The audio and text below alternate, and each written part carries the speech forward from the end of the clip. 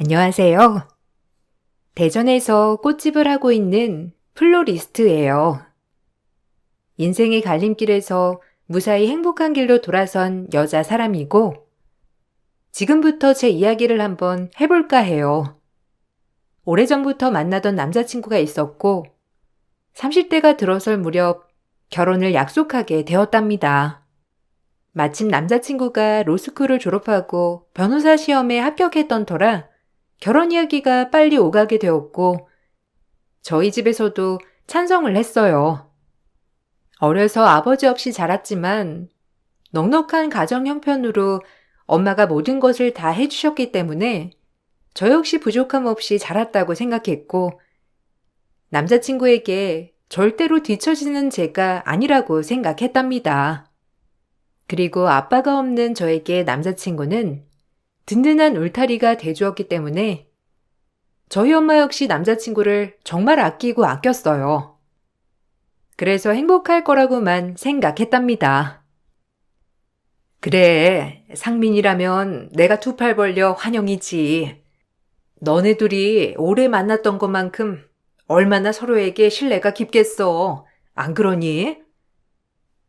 오래 만났다고 하더라도 상민 씨 부모님을 한 번도 뵙지 못했어서 조금 긴장돼. 외동아들이니 얼마나 금이야 오기야 키웠겠어. 그래도 상민 씨가 본인 부모님은 엄청 자유로운 분들이라고 하도 말을 해줘서 그나마 좀 안심이지만 말이야. 상민이 보면 부모님도 보이는 거지. 얼마나 자유롭고 인격이 훌륭하겠어. 밉보이지 말고 마음에 드는 며느리감이 되렴. 사실 뭐 아빠가 없다는 게 흠은 아니지만 그래도 그 집에서 이런 걸 마음에 걸려 하실 수 있는 거거든. 엄마가 참 죄스럽다. 뭐가 죄스러워. 아빠가 사고로 돌아가신 거고 엄마 탓이 아닌데. 그리고 엄마가 모든 걸 다 해줬잖아. 진짜 부족함 없이 컸어. 연애를 오래 해서 저희 엄마는 남자친구를 매우 좋아했어요. 저 역시 남자친구에게 믿음이 굉장했던 터라 결혼 준비도 일사천리라고 생각을 했답니다. 하지만 처음 남자친구의 부모님을 만나러 간 자리에서 정말 예상치 못한 상황을 맞이했어요. 꽃집을 운영하기도 하니 어머님이 좋아하는 색상에 맞춰 예쁘게 꽃을 만들어서 간 자리에서 예비시모는 코웃음을 쳤어요. 돈 쓰기 싫어서 네가 만들어 온 거니? 조합하고는 프리지어랑 안개꽃은 내가 제일 안 좋아하는 조합이야. 아, 꽃 취향까지 세세하게 알 수가 없어서요. 앞으로는 프리지어랑 안개꽃은 잘 기억해뒀다가 어머님한텐 안 쓸게요. 너희 엄마가 뭐 사업하시고 넌 꽃집 한다고? 돈은 좀 만지니? 내 친구 딸도 돌고 돌아 할 거 없어서 플로리스트 한다고 하던데. 이게 시집가기 좋은 직업 같아 보여도 막상 할 거 없는 애들이 하는 직업인 것 같아 내가 마음이 좀 쓰이거든. 아, 엄마, 무슨 말을 그렇게 해? 성인은 조경과 나와서 진짜 식물도 좋아하고 꽃을 좋아해서 하는 거예요. 내가 말했잖아. 넌 가만히 있어. 요즘 사업이라고 해도 말만 번지르르 하지? 실상 파헤쳐 보면 뭐 별거 없는 집도 많더라고. 우리 집이 어떤 집인 줄 알지? 상민이가 너무 좋아하니까 내가 뭐 반대할 생각은 없다만 사실 의사니 변호사니 선자리가 많이 들어와. 아, 그런 말을 뭐하러 해? 성이 기분 안 좋아지게. 성이야, 그냥 우리 엄마가 하는 말은 좋은 말만 걸러 들어. 뭐, 어머님 입장에서 제가 많이 빠져 보인다고 하면 어쩔 수 없는 부분이지만, 그래도 전 제 직업에 프라이드가 있고, 저희 엄마 또한 사업하시면서 그냥 그런 대로 잘 사시거든요. 어머님은 전문직 며느리를 원하시나 본데, 그럼 어쩔 수 없죠. 애초에 나 너 마음에 안 들어 하고 작정한 예비 시모와 굳이 얘기를 할 필요는 없다고 느꼈어요.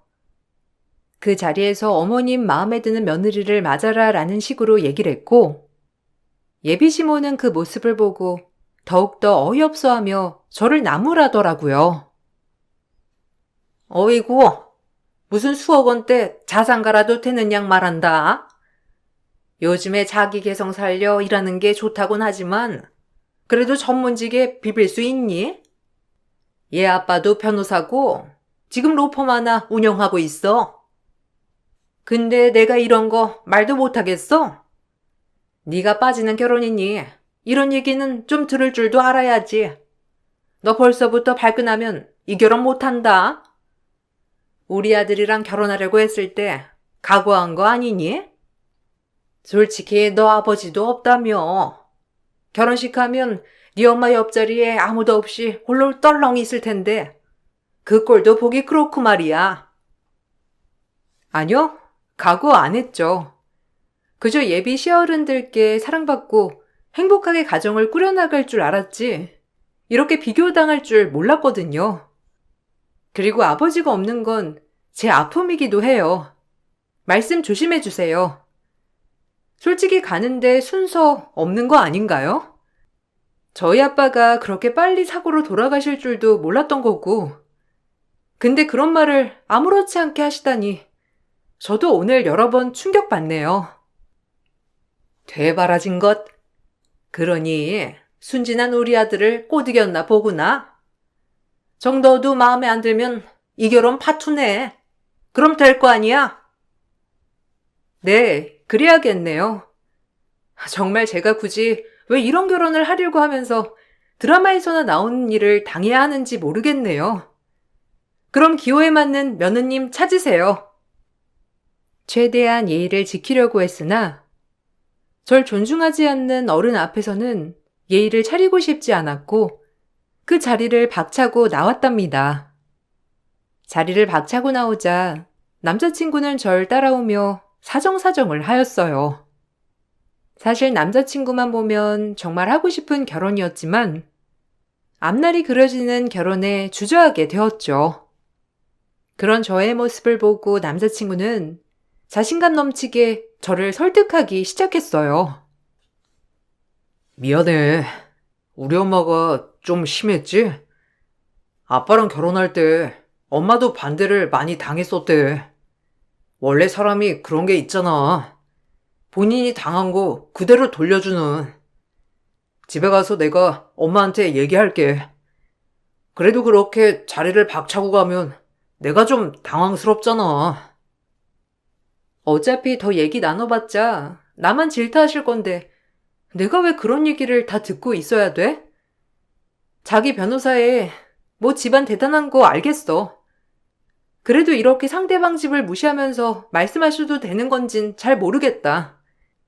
사실 어른이라 참았어야 맞는 건데 미안해. 근데 이런 결혼 나 도저히 못해. 우리 엄마 아시면 정말 당황하실 거고 나 역시 이런 결혼 절대 하고 싶지 않거든. 너희 어머니 귀에 안 들어가게 할게. 그리고 내가 오늘 엄마 어떻게 해서든지 설득시켜서 너 힘들게 하지 않을 거야. 우리가 어떻게 헤어져? 솔직히 이런 일로 헤어질 거는 상상도 못했어. 그러니까 나만 믿어줘. 앞으로 그랬던 것처럼. 남자친구는 그런 저를 설득하며 무조건 결혼을 하자고 했고 전 걸리는 게 예비 시모였기에 결혼을 고려해 보게 되었지만 본인의 엄마를 설득하는 남자친구를 보곤 믿을 만하다 싶어 다시 한번 믿어보기로 결정을 했어요. 예비 시모도 남자친구에게 얼마나 닥달을 당했는지 두 번째 만남에선 조금 점잖게 저를 대해 주셨답니다. 그렇게 결혼 준비를 해나가게 되었어요. 예단 목록이다. 뭐 요즘엔 이런 거 안 한다고들 하지만 솔직히 난 우리 외동아들한테 기대가 컸거든.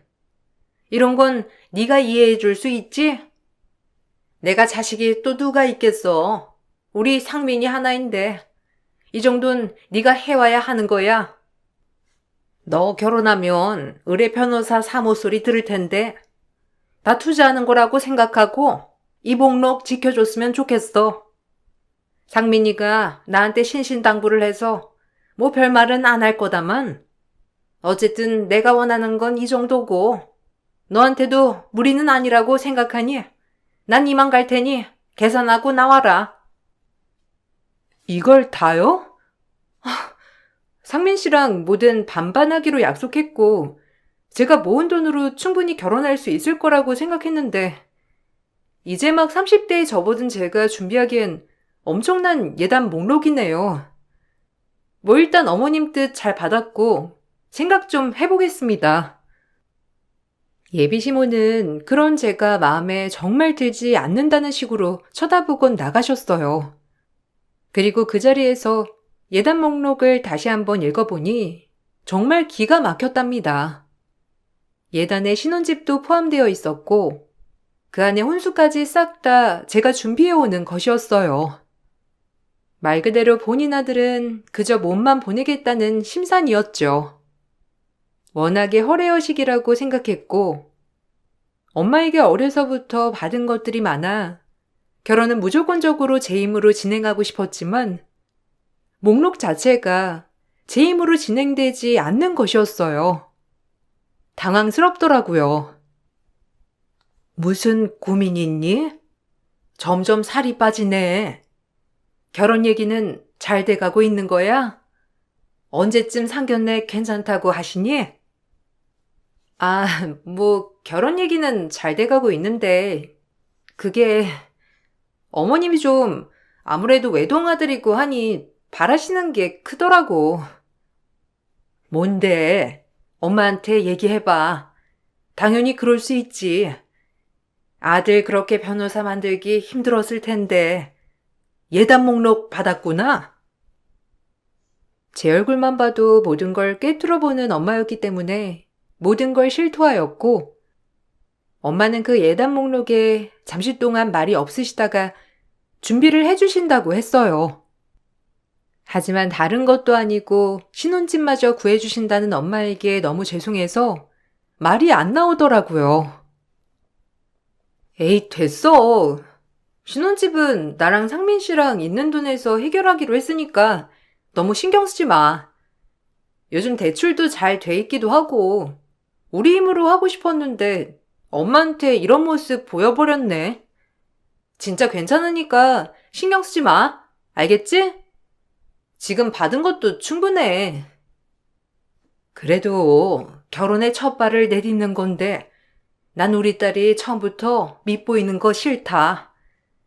사실 이 정도면 결혼에 있어서 엄청 많이 해가는 거지만 그래도 우리 딸이 기죽는 꼴 나는 못 봐. 그러니까 그냥 엄마한테 맡기고 너 편하게 상민이랑 결혼 준비해. 아마 이거 목록대로만 다 해가면 네 시어머니 되실 분도 너 다르게 보실 거야. 네가 누구 딸인데 기가 죽어. 엄마도 하나밖에 없는 딸한테 다 해주고 싶은 마음이니까 걱정 마라. 알겠지? 오히려 해줄 수 있음에 정말 감사해. 해주고 싶어도 못 해주면 슬프잖아. 엄마, 진짜 고마워. 그리고 미안해. 염치없이 그동안 계속 받기만 하고 결혼 준비까지 이렇게 신세질 줄은 몰랐네. 신세는 무슨. 아빠 없이 자라서 엄마가 오히려 더 미안하지. 여하튼 혼수 목록은 신경도 쓰지 마. 엄마가 알아서 해줄게. 정말 죄송스러웠지만 이번 한 번만 더 엄마에게 기대보기로 마음을 먹었어요. 그리고 엄마는 정성스레 남편의 회사 근처에 신혼집을 알아봐 주셨고 저 역시 혼수 준비에 박차를 가했답니다.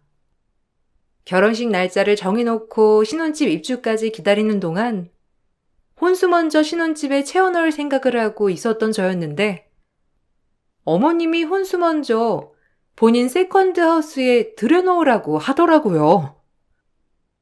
네? 굳이요? 어차피 신혼집으로 배달될 혼수인데 그냥 그 날짜에 맞춰서 배달시킬게요. 굳이 먼저 가봤자 흠집만 날걸요? 내 말대로 하라니까. 옛말에 이런 말이 있어. 혼수 먼저 해놓으면 그 집이 그렇게 잘 풀리고 잘 산다더라. 내가 어른이니 내 말을 따르도록 해. 너 어른 말 들어서 나쁠 게 있는 줄 아니? 일단 내가 말한 대로 이 집으로 배송시키도록 해. 여기가 빈집이기도 하고 내 세컨드 하우스 같은 개념이거든. 나 진짜 우리 며느리랑 잘 지내고 싶다. 그러니까 이 정도는 들어줄 수 있겠지? 나도 상민 아빠랑 결혼할 때 이렇게 먼저 했었어. 근데 지금 봐라. 얼마나 잘 사니? 내 말 듣고 그렇게 하도록 해. 어른 말을 듣는 거야. 네, 어려울 건 없지만 일단 알겠어요. 주말에 그 집으로 배송해 놓을게요. 그럼 제가 가서 좀 봐야 하는 거 아닐까요? 내가 가서 보면 되지. 안전하게 천천히 옮기는지 아닌지 보면 되니까 너는 그냥 배송만 하고 마음 놓고 있어. 진짜 말이 안 되는 말을 하시는 어머님이었지만 옛말에 그런 말이 있다고 하니 저 역시 그런가 싶기도 하더라고요. 이사 비용을 전부 내주신다고 하는 어머님이었기 때문에 그러려니 하였어요. 그리고 어머님 말대로 혼수를 장만하여 어머님이 말한 장소에 배송을 보냈답니다. 원래가 조잘되는 스타일이 아니었기 때문에 남자친구에게도 굳이 물어보진 않았고요. 하지만 신혼집이 결정이 되었고 엄마가 손수 골라준 이 집이 정말 제 마음에 쏙 들었어요. 남자친구도 정말 마음에 든다며 저희 엄마에게 무한 감사를 표했고 계약을 하고 나서 바로 하나둘 제 짐을 옮겨두기 시작했답니다.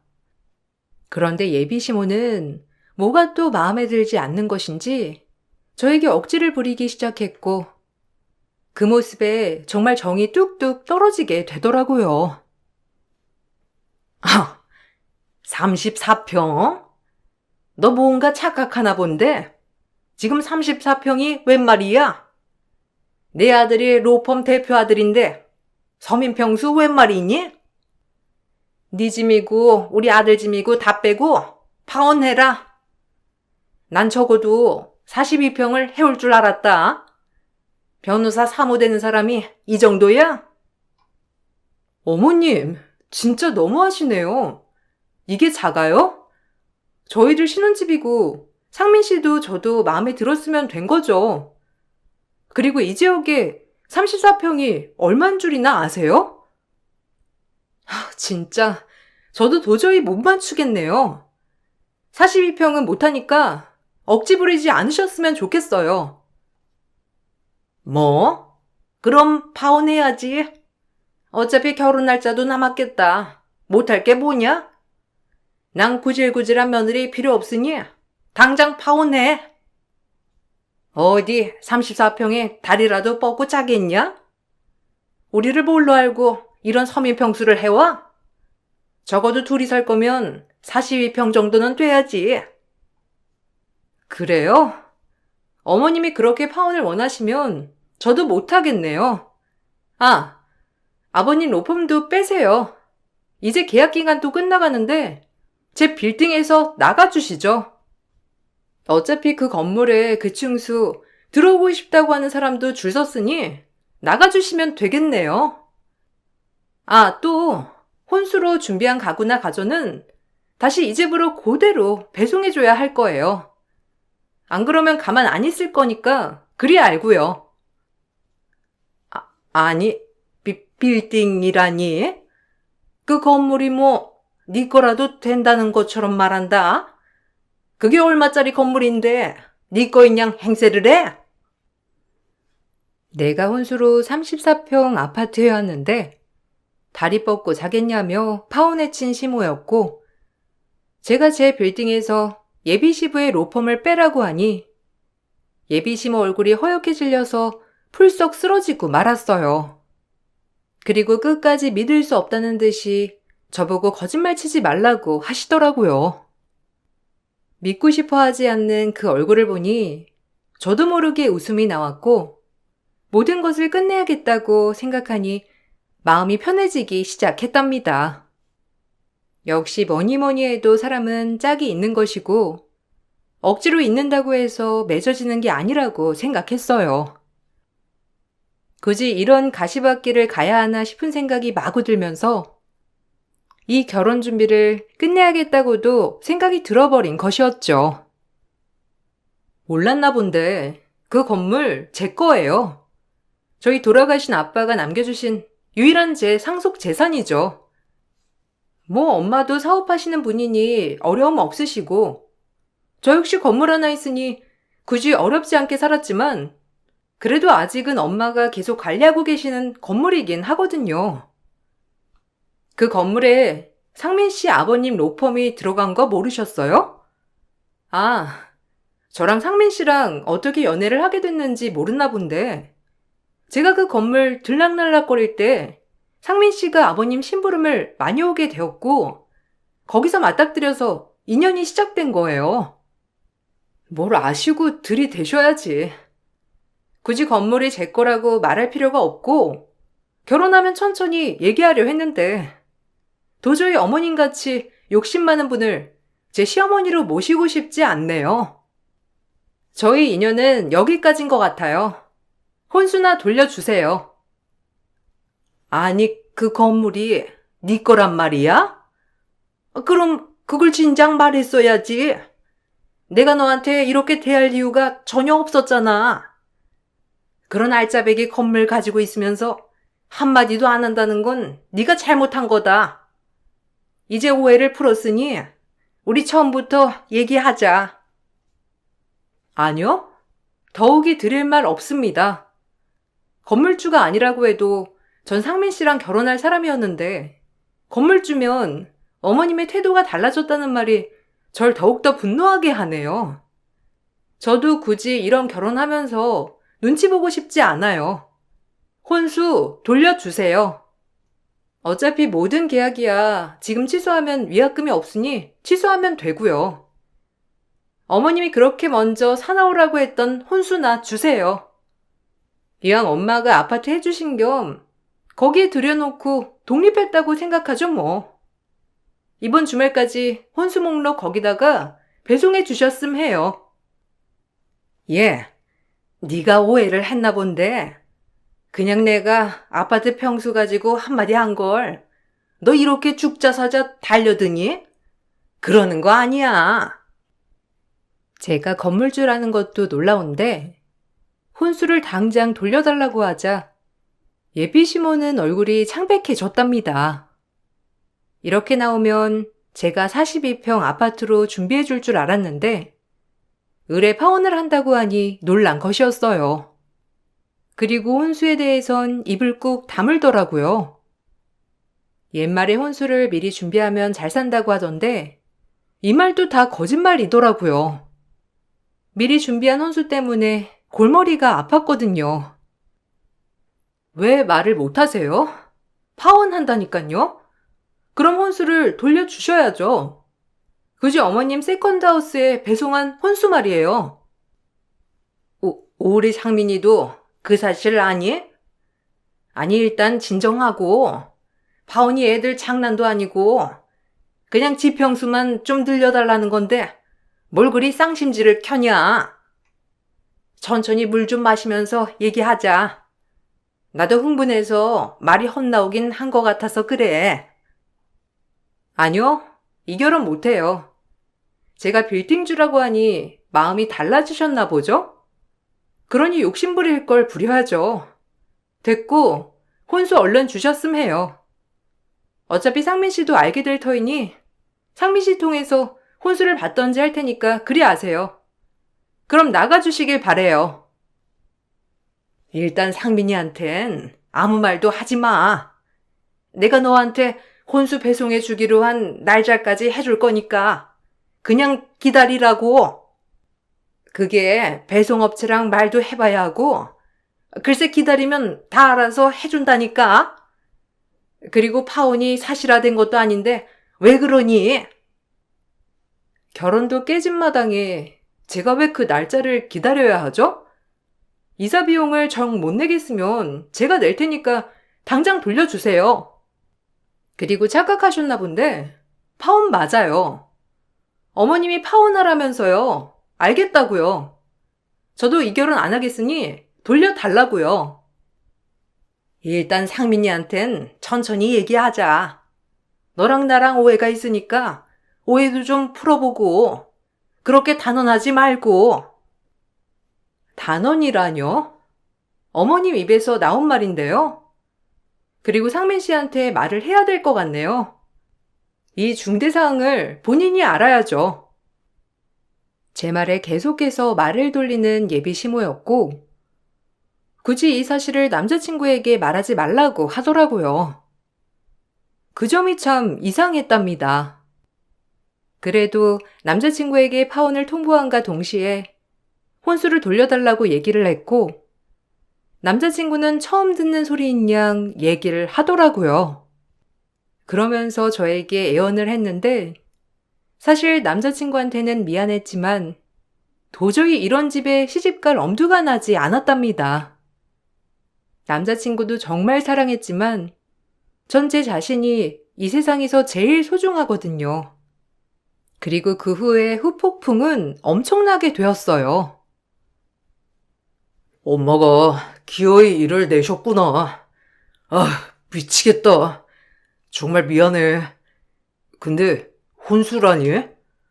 세컨드 하우스가 없는데 무슨 소리야? 당신 어머니가 세컨드 하우스에 미리 배달시켜 놓으래서 시켜놓은 혼수 있어. 그거 당장 돌려달라고. 한두 푼도 아니고. 그니까 미리 배송했다는 거지? 아니, 이 집이 어디길래? 그 주소 혹시 좀 알 수 있을까? 도대체 이게 무슨 일이야? 당신도 모른단 말이야? 어머님이 종종 가서 쉬신다고 하는 세컨드 하우스던데. 뭐 어쨌든 주소는 여기 있어. 가서 알아봐줘. 남자친구는 제가 파혼을 통보하자 저에게 사정을 했지만 더 이상 이렇게 지내고 싶지 않은 마음에 단칼에 거절하였고, 남자친구에게 예비 시모의 세컨드 하우스 주소를 알려주었답니다. 그리고 예비 시모의 추악한 민낯이 드러나기 시작했어요.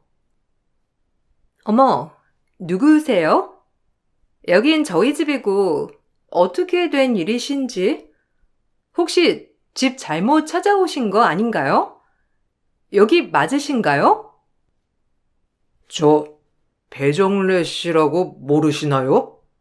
여기가 저희 엄마네 집인데 배정래라고 세컨드 하우스 개념이라고 하더라고요. 배정래요? 저희 엄마예요. 아, 혹시 상민이? 아, 용케도 알아내서 왔네. 뭐 나머지 얘긴 차차 엄마한테 듣도록 해.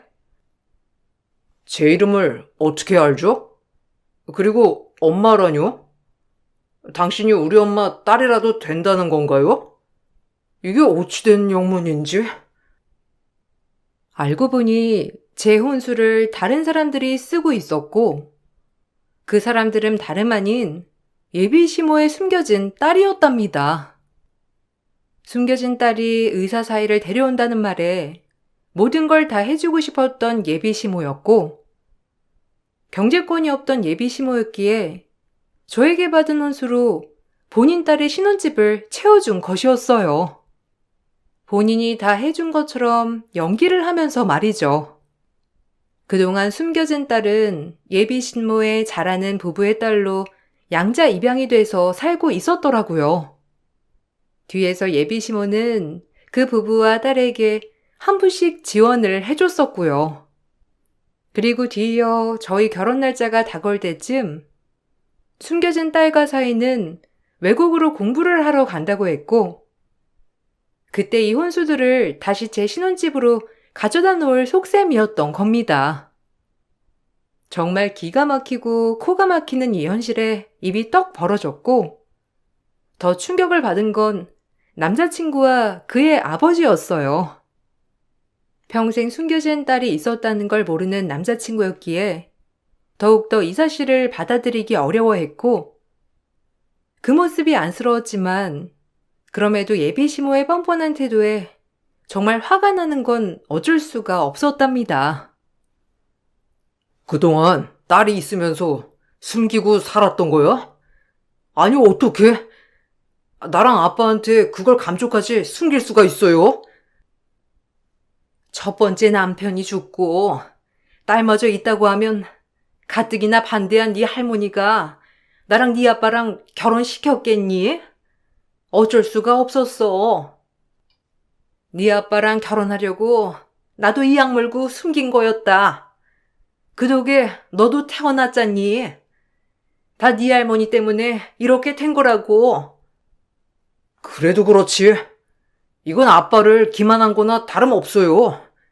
어떻게 애를 숨기고, 저 이 사실 절대 못 숨겨요. 그리고 당장 성희한테 가서 사과하세요. 엄마 과거는 그러면서 성희한테 아빠가 없다고 하고 신혼집 더 큰 걸 해오라고 하는 게 말이 되나요?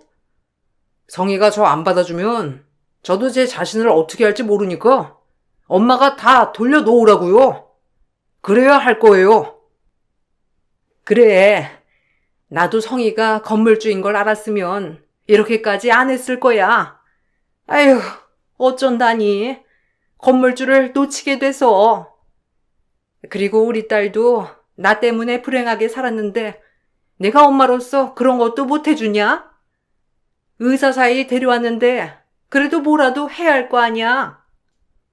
어차피 그 혼수는 그대로 성이 돌려주려고 했다. 이게 뭐가 문제야? 걔만 입 다물면 끝날 일을 너도 그만해. 지금 그게 문제인가요? 건물주면 어떻고 아니면 어떤데? 와, 진짜 엄마 내가 아는 엄마 맞아? 진짜 속물이다, 속물. 그리고 이게 지금 쉬쉬한다고 될 문제예요? 지금 엄마가 무슨 짓을 저질렀는지 아시냐고요? 어쩜 그렇게 뻔뻔할 수가 있어요? 내가 나조차고 이래? 이게 다 너 위해서 그러는 걸 넌 모르냔 말이야? 이 엄마 마음을 어떻게 그렇게 왜곡해? 나 때문이라고 핑계 대지 마요. 다 엄마 욕심이고 허세야. 내가 행복하다는데 그걸 왜 자꾸 엄마가 망쳐놓냐고? 남자친구는 본인 엄마에게 절레절레 혀를 찼고, 뒤이어 남자친구의 어머니는 저에게 사과를 하고 싶다고 연락이 왔답니다. 하지만 어차피 구구절절 마음에 없는 소리를 할 게 뻔하니 별로 듣고 싶지 않았어요. 제 혼수를 이미 남이 썼다는 사실에 분노와 함께 저에게 그동안 직살나게 한 모욕까지 더욱더 분노가 되어 돌아왔죠. 전 그 길로 남자친구의 아버지를 찾아가 이 모든 사실을 폭로했답니다. 남자친구가 본인이 본인 아빠에게 얘기할 거라고 했지만 사실 그래도 본인 어머니이기 때문에 쉽게 할 수 없을 것 같은 생각이 들었거든요. 남자친구의 아버지는 이 사실을 알고 본인 와이프에게 이혼소장을 보냈더라고요. 엄청난 분노가 밀려왔겠지만 변호사답게 말로 하지 않고 모든 걸 일사천리로 끝내려고 하는 남자친구의 아버지였어요. 이제야 속이 시원하니? 네가 건물주라고만 했어도 내가 너한테 그럴 일은 없었을 텐데 한가정 파탄 내고 속 시원해? 네, 속이 시원하네요. 끝까지 아빠 없는 애라고 손가락질하고 제 혼수는 뒤로 빼돌리면서 신혼집이랑 모든 걸 다 해오라는 어머님과 연이 안 닿아서 시원하고요. 그리고 본인 과거는 생각 못하고 그렇게 나서다가 이혼소장 받은 어머님을 보니 또 속이 시원하네요. 상민 씨와의 인연은 안타깝지만 솔직히 제가 이렇게까지 굽히고 살아갈 필요는 없다고 생각합니다. 어머님도 많이 느끼셨길 바래요.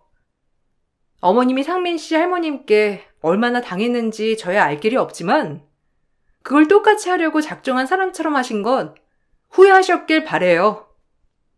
그리고 혼수 비용은 그대로 돌려주셔야 할 거예요. 안 그러면 저도 안 참을 거니까요. 피도 눈물도 없는 것. 독해가지고. 어떻게 한 사람의 인생을 이렇게 파탄을 내? 네가 인간이니? 너 내가 가만 안 둬. 역시나 반성은 안 하는군요. 어머님 때문에 상처받았을 상민 씨 아버님, 그리고 상민 씨, 또 숨겨진 따님의 마음은 한 번도 헤아려 보시지 않았나요?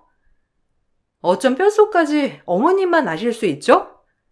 모든 걸 원상태로 돌려놓으시고 혼수 또한 주세요. 건물주가 왜 이렇게 혼수에 집착을 해? 그거 그냥 나 줬다고 생각해라. 너 돈도 많다며. 근데 뭘 그렇게 집착을 해? 제가 어려운 사람을 돕는 한이 있어도 어머님한테 그건 못 드리겠네요. 절도죄로 신고당하고 싶지 않으면 당장 돌려줘요.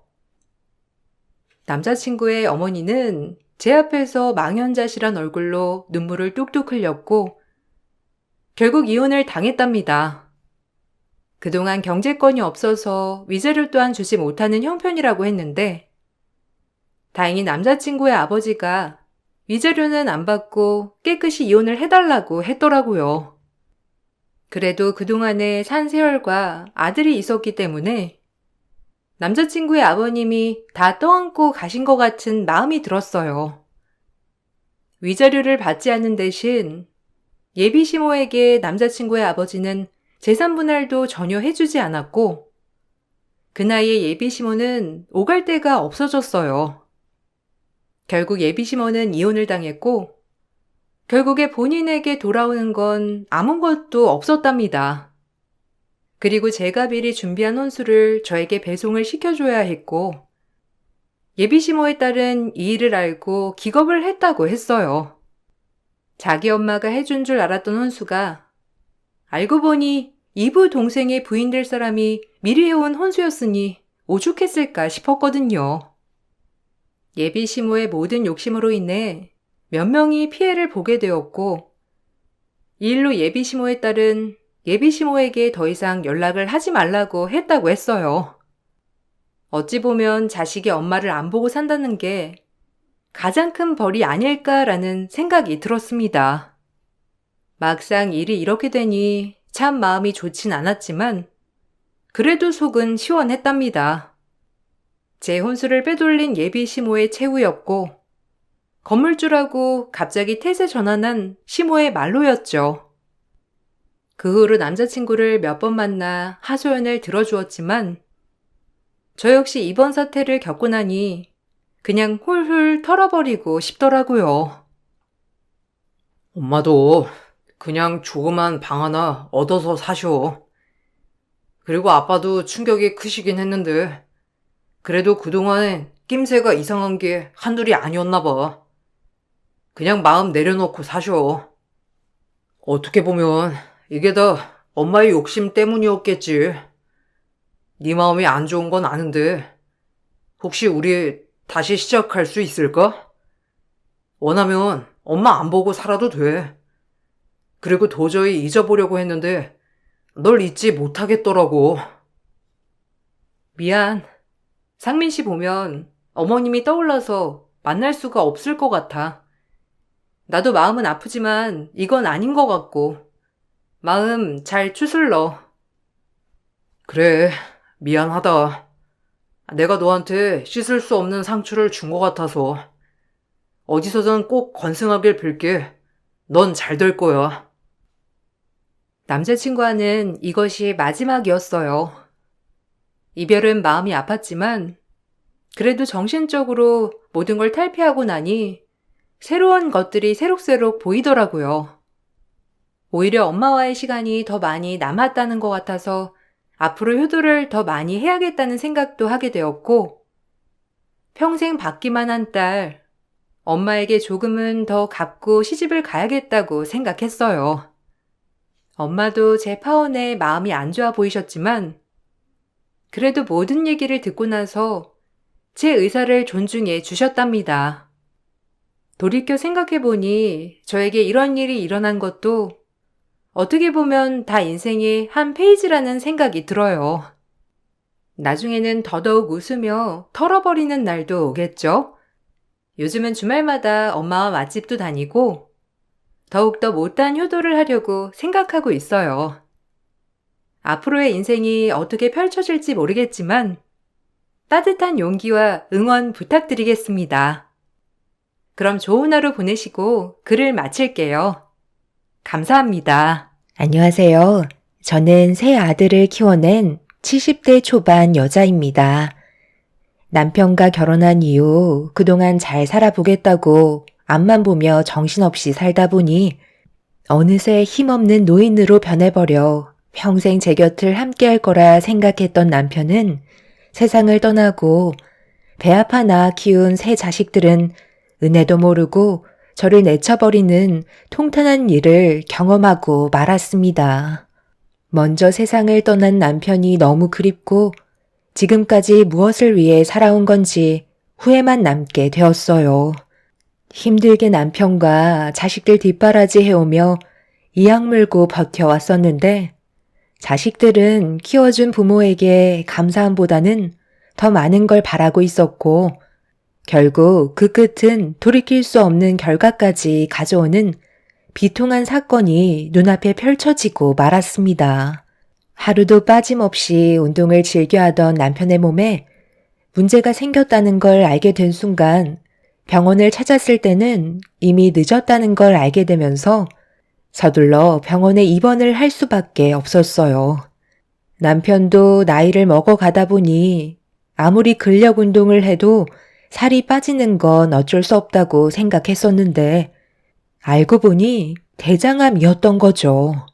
이미 말기라는 진단이 내려졌을 때 눈앞이 캄캄할 정도로 앞이 안 보였었는데 남편은 이미 마음의 준비를 하고 있었는지 본인 몸을 걱정하기보다 저를 더 걱정해주고 있었어요. 먼저 떠나게 돼서 미안하다는 한마디를 꺼냈을 때 지금까지 함께 살아오면서 행복했던 기억들이 눈앞에 스쳐 지나가는 게 아닌 못해줬던 기억들만 떠올라 결국 참아왔던 눈물을 쏟아내고 말았습니다. 그리고 그 사이 자식들이 찾아왔죠. 아버지, 갑자기 이게 무슨 일이에요? 몸 관리에 엄청 신경 쓰시더니 대장암이 말이 되냐고요? 의사는 뭐라고 하는데요? 좋아질 수 있대요? 항암 치료를 받긴 하겠지만 아무래도 힘들 것 같다고 마음의 준비를 하라네. 최근 들어 살이 많이 빠지더니 안색도 안 좋아지고 혈변도 해서 병원을 찾았는데 몸에 이런 문제가 있을지 전혀 몰랐다. 웬만하면 너희들도 병원에 자주 와서 아버지랑 대화도 자주 하고 최대한 많은 시간을 보내줬으면 좋겠다. 이제 정말 얼마 안 남은 듯해. 저희도 생활이 있는데 어떻게 자주 와요?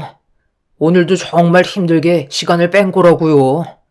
잠깐 온 것뿐이라 회사에 다시 가봐야 돼요. 제가 봤을 때 아직 정정하시구만. 병원에서 너무 겁부터 주는 거 아니에요? 일단 저는 얼굴 뵀으니 먼저 가볼게요. 끼니 거르지 마시고 잘 챙겨 드세요. 너는 지금 회사가 먼저니? 너희 아버지랑 함께 할 수 있는 시간이 얼마 남지도 않았는데 꼭 그런 식으로 행동해서 상처를 줘야만 속이 후련해?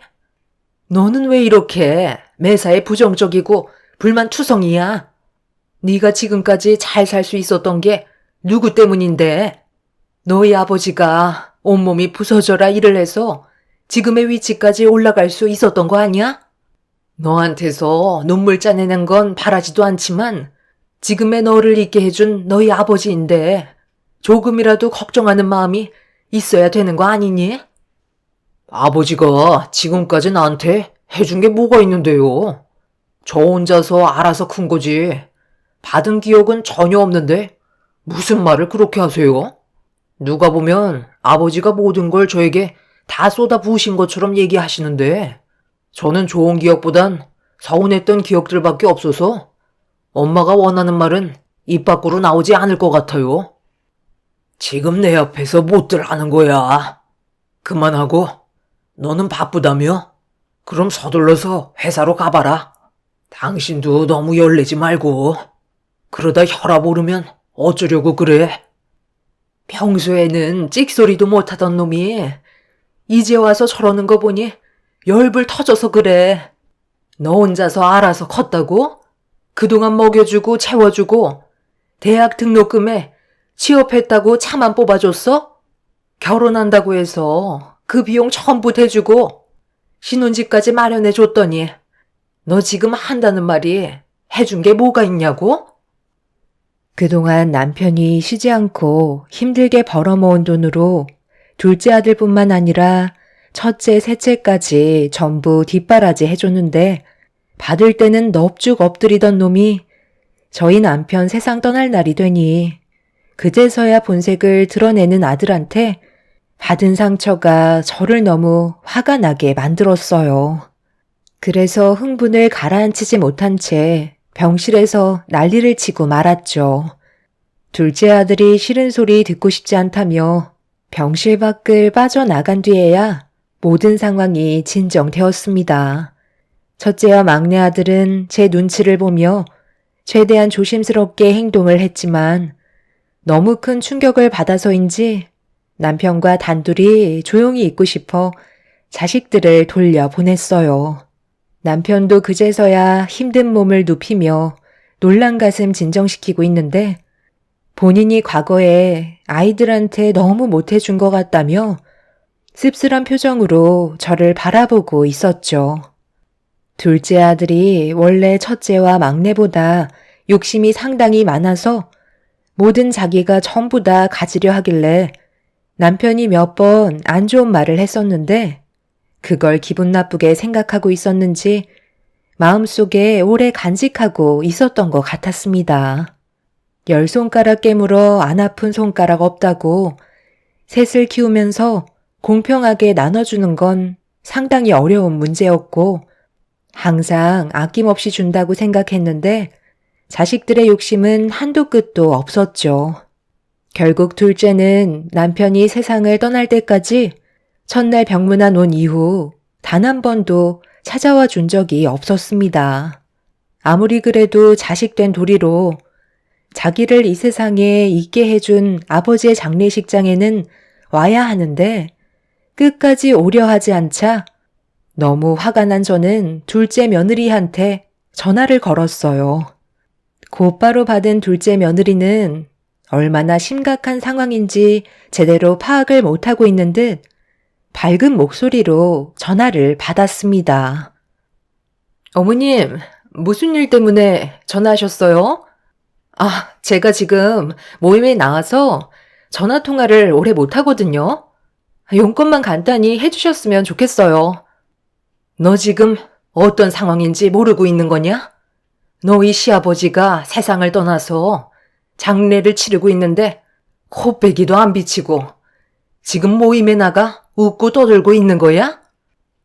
아, 아버님 세상 떠나신 거 진작 알고 있었죠. 그런데 오늘 정말 중요한 모임이라서요. 제가 빠지면 안 되거든요. 저희 말고도 형님네도 있고 동생네도 있잖아요. 그리고 오늘만 날도 아닌데 너무 열내지 마세요. 그이가 첫날에는 굳이 참석 안 해도 된다고 하던데요. 지금 저 다른 곳으로 이동을 해야 돼서 나중에 전화 주시겠어요? 내 아들이 그렇게 얘기했다고 해서 너까지 이런 식으로 행동하면 되겠니? 지금 이게 옳은 행동이라고 생각하는 거니? 그놈은 왜 전화도 안 받는 거야? 아, 그게 오늘 엄청 중요한 일이 잡혀 있어서 어머님 전화 못 받고 있을 거예요. 이번에 중요한 계약건이 있어서 꼭 성사시켜야 되거든요. 그래서 골프 모임 갔어요. 어머님, 아버님은 세상을 떠나셨지만 그이는 이제 시작이라고요. 앞으로 살 날이 얼마나 많은데 세상 떠나신 아버님 때문에 한 번뿐인 인생 망칠 수는 없잖아요. 그러니 어머님도 이해 좀 해주세요. 장례식장 참석 못하면 나중에 시간 될 때 납골당이라도 찾아가도록 할 테니 너무 걱정 마세요. 끼리끼리 만난다고 장례식장에 오지 않는 것도 화가 나는데 며느리는 제 속을 더 긁고 있었습니다. 너무 화가 났던 저는 장례가 끝나면 며느리의 머리채라도 잡아야겠다고 생각했어요. 너무 분노가 치밀어서 그런지 뒷골이 당길 정도였고 둘째 아들 내외는 결국 장례식장을 찾아오지 않았습니다. 첫째와 막내 내외는 저보고 참으라고 했었지만 그냥 넘어갈 수는 없었기에 저녁에 둘째 내외의 집을 찾아갔습니다. 제가 초인종을 쉬지 않고 누르자 그제서야 아들은 문을 열어 주었어요. 어머니, 여긴 어쩐 일이세요? 저희 지금 약속이 있어서 나가봐야 하는데 연락 정도는 주실 수 있으시잖아요. 시간 없으니 들어오지 마시고 여기서 얘기하세요. 제가 장례식장 못 갔다고 여기까지 오신 거예요? 여기까지 찾아올 시간에 앞으로 어떻게 살아가실지부터 걱정하셔야죠. 너희 아버지가 너를 얼마나 아끼고 사랑했는데 자식된 도리로 장례식장은 와야 하는 거 아니니? 어떻게 얼굴 한번 안 비칠 수가 있는 거야? 너희 아버지가 뭘 그렇게 잘못했는데? 해달라는 건 다 해줬는데도 너는 항상 불만이었잖아. 세 아들 중에서 네가 제일 많이 가져갔으면 감사하게 생각해야지. 이런 식으로 불효를 남겨? 너희 아버지가 마지막까지 세상 떠나실 때 너만 걱정하고 떠나셨다. 조금의 죄책감도 없는 거냐? 며느리 너도 숨어있지 말고 당장 나와라. 어머님 오셨어요? 저희 지금 나가봐야 하는데 나중에 다시 얘기하면 안 될까요? 어머님 너무 흥분하신 것 같아요. 오늘 중요한 약속이라 기분 망치면 안 되거든요. 표정 관리 잘해야 되는데 어머님 여기서 이러시면 오늘 약속 망칠 수도 있다고요. 그러니 서운한 게 있으셔도 오늘은 적당히 하시고 살펴 들어가세요. 차라리 그냥 장례식장 갈 걸 그랬어. 잠깐 얼굴이라도 비쳤으면 쓸데없이 잔소리는 안 들을 거 아냐? 귀찮게 여기까지 찾아오셨대? 내 아들이 서운한 게 있었더라도 네가 잘 설득해서 데리고 왔어야지. 똑같이 행동하면 되겠니? 내일 당장 납골당에 찾아갈 거니까 너희들도 따라 나서라. 주말인데 잠깐 시간 낼 수 있는 거잖아. 표정들이 왜 그래? 그것도 싫은 거냐? 내가 정말 난리치는 꼴을 봐야 되겠어? 오늘 중요한 약속 있다고 하지 않았나? 알았어요, 알았어. 가면 되잖아요. 그럼 내일 다시 연락 주세요. 그리고 다음번엔 연락 없이 찾아오시면 만나드리지 않을 거예요. 그럼 이제 볼일 끝난 거죠? 아들 내외는 저를 밀친 뒤 엘리베이터를 타고 먼저 내려가 버렸어요. 마음 같아선 당장이라도 난리를 치고 싶었지만 다음날 납골당에 같이 가겠다는 말에 한 번 더 참고 넘어가기로 했었습니다. 아들의 말을 마지막으로 믿고 싶었고 인연을 끊더라도 자식이 세상 떠난 남편의 모습은 봐야 한다고 생각했었죠. 그렇게 다음날 납골당에 갈 준비를 하고 둘째 아들한테 전화를 했는데 전화기가 꺼져 있더라고요. 며느리 또한 마찬가지로 핸드폰의 전원은 꺼져 있는 상태였습니다. 마지막까지 기회를 줬는데 아들은 끝내 저와의 약속을 깨버렸고 도저히 용서를 할 수 없었던 저는 다시 둘째 아들 집에 찾아가 초인종을 누르며 문을 두드렸어요. 하지만 집안에서는 인기척이 들리지 않았습니다. 그날 저와의 약속을 깨버린 아들의 행동에 더 이상 미련 두고 싶지 않아 인연을 끊어내기로 결심을 하게 되었어요. 어떠한 문제로 저에게 찾아온다 해도 저는 둘째 아들한테 조금의 도움도 주지 않을 거라 결심했죠. 그렇게 둘째 아들과 인연을 끊어내고 살아가던 어느 날 첫째 아들과 막내 아들이 저희 집에 찾아왔어요. 얼굴 표정이 상당히 좋지 않길래 무언가 부탁을 하려고 온 것 같다는 느낌을 받았었는데 예상했던 대로 첫째 아들이 먼저 입을 열어 도와달라는 말을 꺼내었죠.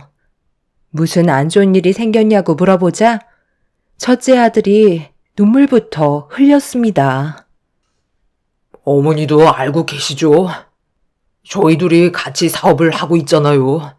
그런데 이번에 상황이 좀 어려워져서 그동안 모아둔 돈들로 막고는 있지만 더 이상 버티기가 힘들 것 같아 손 벌릴 곳도 없고 해서 어쩔 수 없이 찾아올 수밖에 없었어요. 어머니가 도와주신다면 그래도 숨통은 찰 것 같은데 부탁 좀 드리면 안 될까요? 엄마도 저희 회사 사정 모르시는 거 아니잖아요. 이번만큼은 피할 수 없을 것 같아요. 너무 큰 타격이라 지금 위기를 넘기지 못하면 저희 둘뿐만 아니라 상당히 많은 직원들이 거리로 내몰리고 말아요. 아버지께서 남기고 가신 재산을 저희한테 전부 주시면 사업이 다시 안정화되면 그때 다시 돌려드리도록 할게요. 어머, 그렇게는 안 되죠. 저희한테 돈을 빌리려 하시길래 뭔가 느낌이 안 좋았는데 어머님 집에까지 찾아오실 줄은 정말 몰랐네. 어머님, 도와주지 마세요. 아주버님이랑 서방님이 지금 아버님 재산 탐내고 있는 거라고요. 그 많은 재산 홀라당 넘겨주시면 저희한테 돌아오는 건 아무것도 없는 거잖아요. 절대 안 돼요. 너는 또 여기는 어쩐 일이냐? 감히 여기가 어디라고 오는 거야? 꼴도 보기 싫으니 당장 나가라. 내가 왜 너한테 그런 말을 들어야 하는 거니? 아버지가 옆에 없으니까 그새 달라붙어서 재산을 탐내려 하는 거야? 제가 아무리 개차반같이 행동을 했어도 재산 문제는 별개이니 무조건 똑같이 분배해야 된다고 생각해요. 돈 문제만큼은 내가 빠질 수 없지. 절대 도와주지 마세요. 아버지 재산 전부 다 준다고 해서 나중에 엄마한테 돌아가는 게 있을 것 같아요? 형, 정말 너무한 거 아니야? 아버지 재산 문제는 서로 상의를 해야 되는 거지. 단독적으로 행동을 해서는 안 되는 거라고. 내가 형이 원하는 대로 재산을 가져가게 놔둘 것 같아? 엄마, 재산 문제는 확실하게 해주세요. 저도 자식이기 때문에 당연한 권리를 요구할 수 있는 거라고요. 너희 아버지 장례식장에도 오지 않았으면서 네가 재산을 가질 자격이 어디 있다는 거야? 우리 집안 중에 제일 잘 먹고 잘 사는 놈이 돈 냄새 하나는 기가 막히게 알아채선 허락도 없이 감히 내 집에 들어와? 이참에 잘 됐다. 너희 아버지가 남긴 재산 첫째랑 막내가 운영하는 사업에 전부 투자하기로 결정했다. 둘째 아들 내외는 말도 안 된다며 난리를 쳤지만 저는 이미 귀를 닫아버렸고 둘째 아들이 그동안 보여줬던 행실들에 대한 대가라고 생각했었습니다. 첫째와 막내 아들은 자기 아버지가 세상을 떠날 때까지 최선을 다해 옆자리를 지켜줬었는데 그래서 더욱 남편의 재산을 받을 자격이 있다고 판단하게 되었죠. 상당히 많은 자금을 필요로 해서 남편이 그동안 평생 벌어모았던 재산들 전부 다 털어 첫째와 막내 아들 회사에 지원을 하게 되었습니다. 둘째 아들 내외는 제 결정에 한바탕 난리를 친 뒤 제가 세상을 떠나도 장례식장에 발도 들이지 않겠다며 그렇게 인연을 끊고 말았습니다. 첫째 아들은 사업이 다시 제자리를 잡아 안정권에 들어선다면 저에게 받았던 만큼 100% 주겠다고 제 손을 잡아 주었어요. 어느 정도 상황이 정리가 된 이후 저는 그동안 하지 못했던 남편의 물건들을 정리하며 시간을 보내고 있었어요. 저 혼자 살기에는 관리가 힘들 것 같아 다른 집으로 이사를 할 예정이었죠. 그렇게 하나둘 물건을 정리하고 있는데 남편의 서재 책상 밑에 못 보던 상자 하나가 있길래 주워들어 안에 있던 내용물을 확인하려는 순간 어디서 탄 냄새가 코끝을 찌르길래 상자를 들고 거실로 나왔는데 주방에서 화재가 나고 있었어요. 가스레인지에 화재가 날 만한 걸 올려둔 것도 아니었는데 저 혼자서 화재를 진압하기에는 역부족이었고 어떻게 해야 할지 몰라 급한 마음에 119에 신고를 해서 도와달라는 요청을 할 수밖에 없었죠. 불이 더 크게 번지기 전에 화재를 조금이라도 늦춰보려고 화장실로 달려가 물을 한 바가지 떠서 뿌려 보았지만 이미 천장까지 타고 올라가 버린 화재는 저 혼자서 처리하기에는 역부족이었습니다. 최대한 빨리 밖으로 탈출을 해야 하는데 집안에 있던 물건들과 남편과 함께 있던 추억들이 한순간에 사라질 걸 생각하니 너무 마음이 아파 발이 떨어지지 않고 있었어요. 순식간에 차오른 연기는 제 시야를 가로막았고 당황해서 아무것도 하지 못한 채 발만 동동 구르다가 결국 제가 들고 있던 상자 하나만 들고 집 밖으로 나가려고 현관문을 열렸는데 문이 열리지가 않더라고요. 화재가 현관에까지는 번지지 않았기 때문에 문을 열면 바로 열릴 줄 알았는데 무슨 이유 때문인지 아무리 잡고 돌려도 문은 굳게 닫혀 있었습니다. 이미 거실 천장까지 화재로 뒤덮인 상태에서 현관문도 열리지 않자 저는 2층 계단으로 급하게 올라가 옥상으로 탈출을 했어요. 건물 안에서는 물건들이 폭발하는 소리가 들렸고 열기가 바닥에서 올라오는 게 느껴지고 있었습니다. 잠깐 숨을 돌리는 사이 119가 도착해 화재 진압에 힘을 써줬지만 이미 집안은 전부 다 타고 재로 변해버린 상태였어요. 저는 어느 정도 연기를 마신 상태라 병원에서 치료를 받아야 했고 제가 입원을 했다는 소식에 자식들이 병실 문을 열며 사색이 된 얼굴로 제 몸을 살피기 시작했어요. 다행히 큰 문제는 없어서 그날 바로 퇴원을 할 수는 있었지만 갈 곳이 없다는 게 문제였죠. 그런데 여기에서 예상치 못한 전개로 흘러갔고 저는 자식들의 행동에 눈물을 흘리고 말았습니다. 어머니, 크게 다친 곳은 없는 거예요? 아유, 갑자기 이게 무슨 일이에요? 제가 물어보니까 화재가 난 발화 지점이 주방이라고 하던데 뭘 하셨길래 불이 나고 있는지도 모르고 계셨어요. 하마터면 정말 큰일 날 뻔했다고요. 집이 전부 다 타버렸다면서요.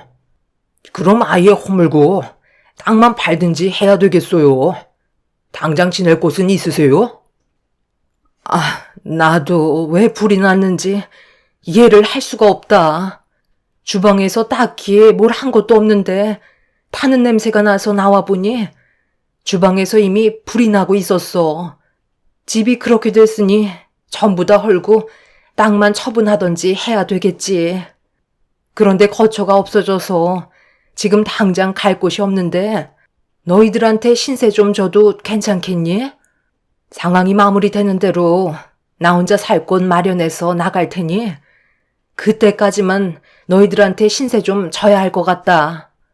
엄마도 지금 너무 놀란 나머지 도움이 좀 필요할 것 같거든. 저희 집에요? 잠깐만요. 그건 좀 힘들 것 같아요. 어머니도 잘 아시잖아요.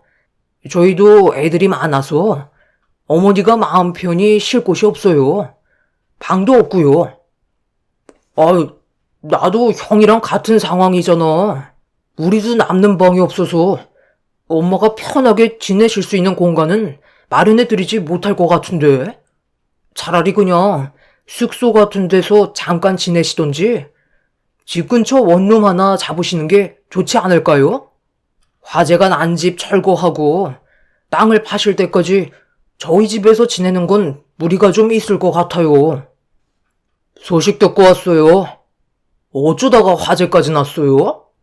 혼자 계시니까 쓸데없는 생각을 너무 많이 하셔서 주방에서 불이 나고 있는 것도 알아차리지 못하고 있었다면서요? 설마 엄마?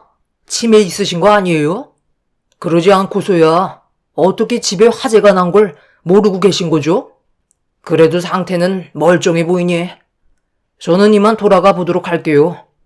딱히 지내실 것도 없으실 텐데 창고 옆에 컨테이너 있잖아요. 거기에 생활할 수 있는 용품들 구비되어 있으니 크게 걱정할 필요는 없을 것 같네. 세상을 떠나셔야 남은 재산까지 전부 다 홀랑 가져갈 수 있었을 텐데 아쉽게 됐네요. 그럼 저는 일 있어서 먼저 가볼게요.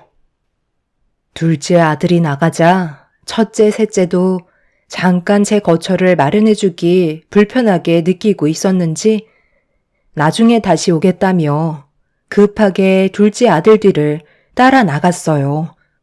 아무리 생각을 해봐도 이건 아닌 것 같아 너무 화가 난 나머지 자리에서 일어나 아들들한테 한 소리 하려고 병실 문을 열려는 순간 세 아들 녀석들이 주고받는 대화를 듣게 됐는데 제가 생각하지 못했던 말들이 오고 가는 걸 듣게 되면서 입을 다물지 못했고 너무 큰 충격을 받은 저는 그 자리에 주저앉고 말았어요.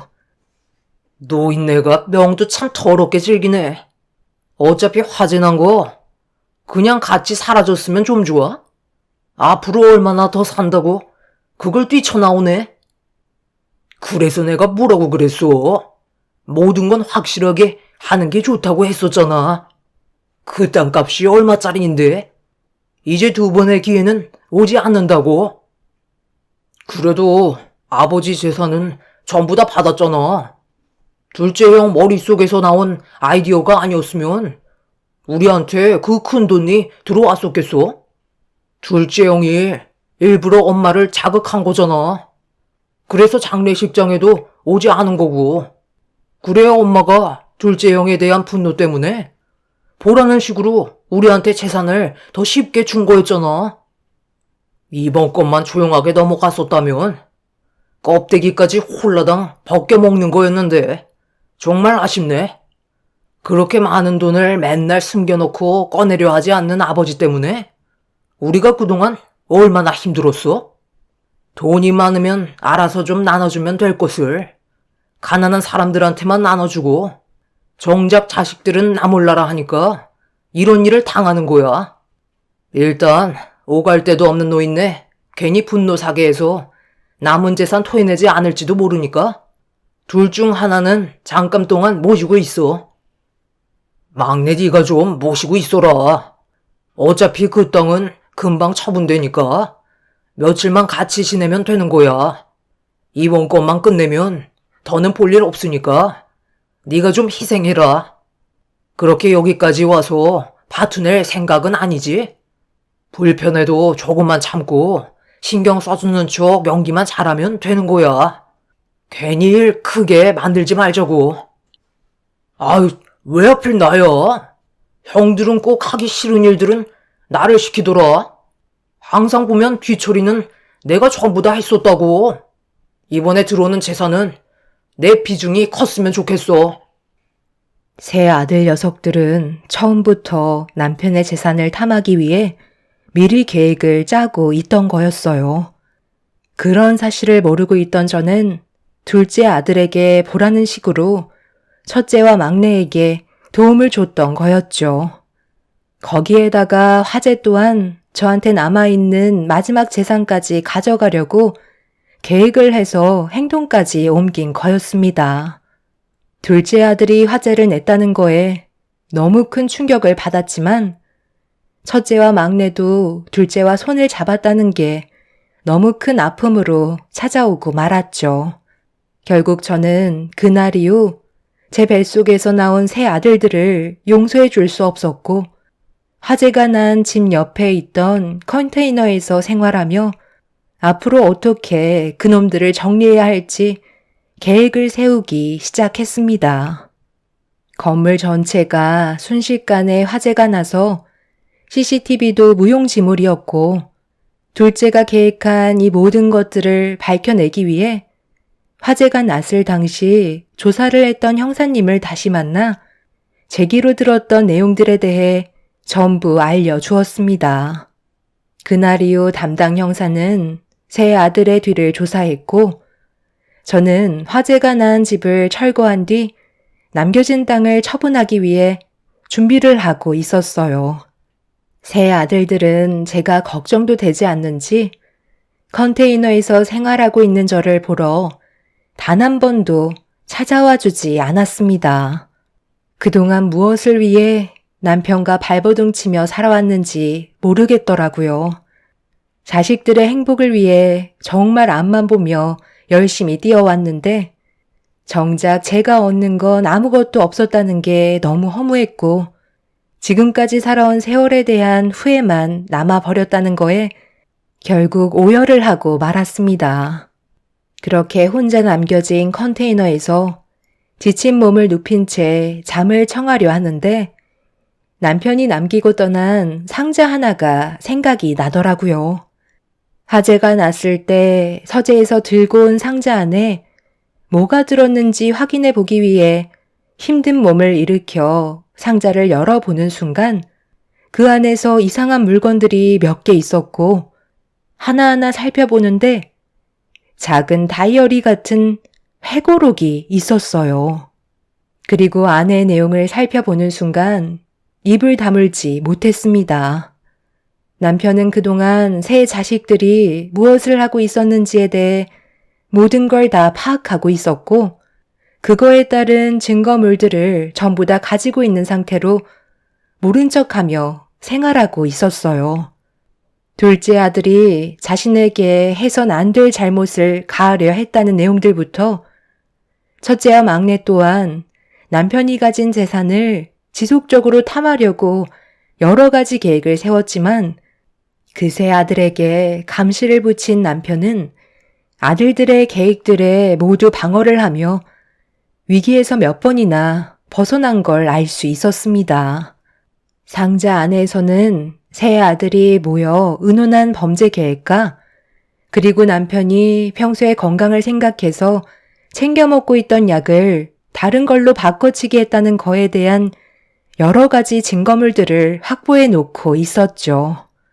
그래서 남편은 어느 순간부터 세 아들들에게 도움을 주기보다 생활이 어려운 사람들에게 눈을 돌려 지속적인 도움을 베풀어 주었던 거고 남편의 재산이 점점 사라져가자 세 아들들은 더욱더 치밀하게 접근해서 남편의 재산을 탐하려 했는데 그동안 온갖 스트레스를 받아서 그런 건지 대장암으로 세상을 떠나게 되었던 거죠. 남편은 세 아들들을 키우며 지난 세월에 대해 후회를 하는 것보다 본인이 아비로서 많이 부족해 아들들이 안 좋은 방향으로 흘러간 것 같다고 후회하는 글들이 적혀 있었어요.